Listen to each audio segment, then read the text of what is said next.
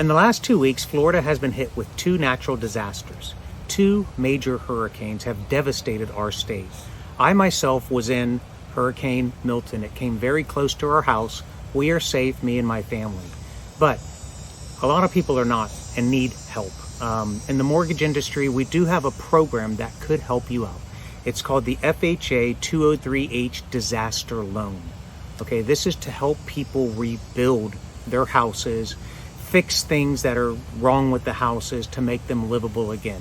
I'm going to give you a few highlights on this program, and if you know yourself or somebody else who could benefit from this program, please let us know.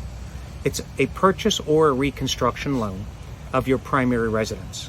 We will do 100% financing. That means no money down. This is a big part right now. The minimum FICO score is 580. You can purchase a new home outside of the disaster area if you want to go to another area, and we'll allow even seller contributions up to 6%. So this program is a very good program to help rebuild. If you know somebody who could benefit from this program, please give us a call. We'd love to be able to help you out and be your resource for rebuilding here in the state of Florida.